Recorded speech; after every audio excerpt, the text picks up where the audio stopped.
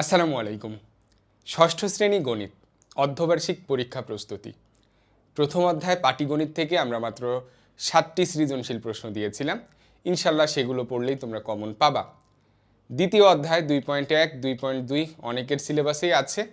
যাদের সিলেবাসে আছে দ্বিতীয় অধ্যায় থেকে মাত্র 6টা সৃজনশীল আমরা তোমাদের জন্য রেডি করেছি। ইনশাল্লাহ তোমরা যদি এই 6টা সৃজনশীল করতে পারো দেখবা হুবহু কমন এসেছে, অথবা নিয়ম তো আসবেই ইনশাআল্লাহ। তো চলো দেখি কোনগুলো। এগুলো বাসায় খুব সুন্দর করে করবা। 8 নম্বর, মানে আমরা প্রথম অধ্যায়ে 7টা দিয়েছি, তারপরে 8 নম্বর, 25 গ্রাম ওজনের সোনার গহনায় সোনা ও খাদের অনুপাত 4:1 ছিল। পরে এতে 5 গ্রাম খাদ যুক্ত করা হলো। ক নম্বর, গহনাটিতে সোনার ওজন কত? গহনাটিতে সোনা ও খাদের ওজনের অনুপাত কত হলো, মানে এই যে খাদ যুক্ত করার পরে অনুপাত কত হলো। খাদের পরিমাণ কি পরিমাণ বৃদ্ধি করলে সোনা ও খাদের ওজনের অনুপাত 3:1 হবে। অনেক গুরুত্বপূর্ণ কিন্তু একটা অঙ্ক, গ নম্বর। এই নিয়মগুলো কিন্তু শিখে যাবে সুন্দর করে, ঠিক আছে? তাইলে আমাদের 8 নম্বর হলো এটা। তারপরে 9 নম্বর আছে, দুটি টেলিভিশনের দামের অনুপাত 4:3 এবং দ্বিতীয়টির দাম 21,000 টাকা। বইয়ের অঙ্ক, খুব সুন্দর একটা অঙ্ক। ব্যস্তানুপাত কাকে বলে? 4:3 অনুপাতটির ব্যস্তানুপাত লেখো। খ, প্রথমটির দাম 1,000 টাকা বেশি হলে, প্রথম টেলিভিশনের দাম 1,000 টাকা বেশি হলে এদের দামের অনুপাত কত হবে? এই একটা অঙ্কও যেন মিস না হয়। এখানে যে অঙ্কগুলো দিব সুন্দর করে বাসায় সলভ করবে। তুমি যদি একা পারো করবা, না হলে কারো সাহায্য নিবা, হোম টিউটার হোক বা কোনো গৃহশিক্ষক হোক, যারই সাহায্য নাও, বাসায় মা বাবা যার সাহায্য নাও নিবে, অথবা আমরা আস্তে ধীরে করে দিব, এগুলো দেখবা। যদি টেলিভিশন দুটির দাম 63,000 টাকা হয় তবে টেলিভিশন দুটির দামের অনুপাত কত? ওকে, 9 নম্বর দেখলাম। এবার আসি আমরা 10 নম্বরে। সুমনা নীলক্ষেত থেকে দুটি বই এবং নিউ মার্কেট থেকে একটি সোনার হার কিনলো। বই দুটির মূল্যের অনুপাত 5:7 এবং হারটিতে সোনা ও খাদের অনুপাত 4:1। অনুপাত দুটিকে মিশ্র অনুপাতে প্রকাশ করো। দ্বিতীয় বইটির মূল্য 84 টাকা হলে প্রথম বইটির মূল্য কত? গ নম্বর, হারটির ওজন 125 গ্রাম হলে ওই গহনায় সোনা ও খাদের পরিমাণ বের করো। খুবই সুন্দর অঙ্ক। ওকে, তারপরে খেয়াল করি আমরা। আচ্ছা, তোমাদের জন্য তো একটা নোটিশ, সুখবর, যেটাই বলো, বার্ষিক পরীক্ষার জন্য আমরা একটা কম্বো কোর্স চালু করছি, যেখানে 6টা বিষয় পড়ানো হবে: গণিত, ইংরেজি দ্বিতীয়, বাংলা দ্বিতীয়, বিজ্ঞান, আইসিটি, বাংলাদেশ ও বিশ্ব পরিচয়।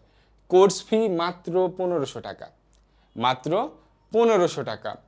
এই 1500 টাকা দিলেই তোমরা বার্ষিক পরীক্ষা পর্যন্ত তোমাদের এই 6টা বিষয়ের সিলেবাস কমপ্লিট করতে পারবা। কোনো মাসিক ফি লাগবে না, কোনো ভর্তি ফি লাগবে না, কিছু না, ঠিক আছে? আমাদের ক্লাসগুলো কিভাবে হয়, কিভাবে ভর্তি হতে হয় বিস্তারিত আমরা কমেন্টে দিয়ে দিব, চেক করে ভর্তি হয়ে যাবা।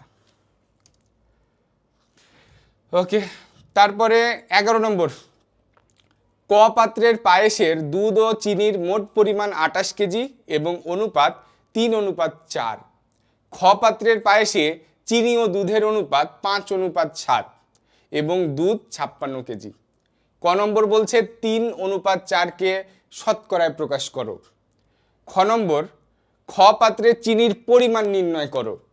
গ নম্বর, ক পাত্রে চিনি ও দুধের পরিমাণ নির্ণয় করো।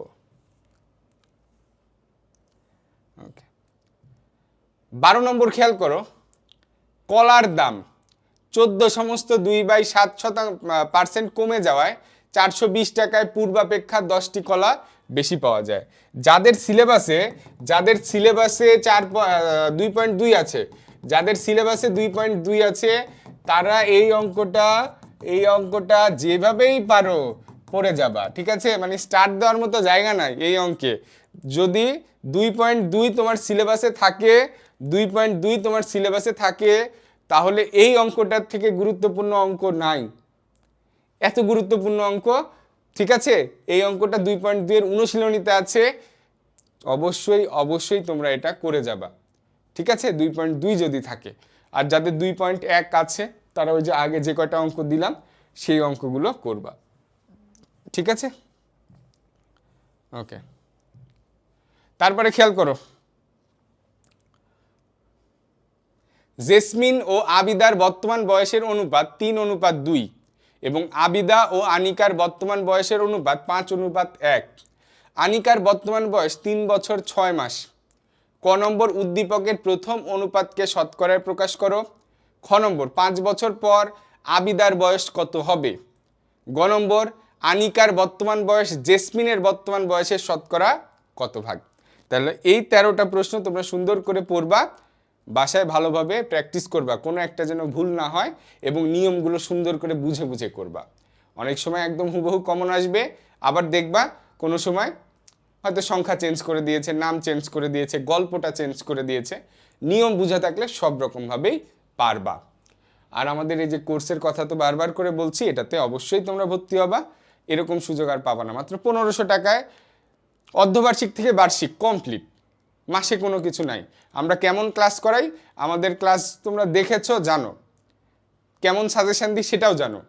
ক্লাস 5-এ যখন তোমরা ছিলে বৃত্তি পরীক্ষা, আমরা ফ্রিতে ক্লাস নিয়েছি। ঠিক আছে, তো সবাই ভর্তি হয়ে যাও আর এই সাজেশনগুলো মিস করো না কেউ। ধন্যবাদ।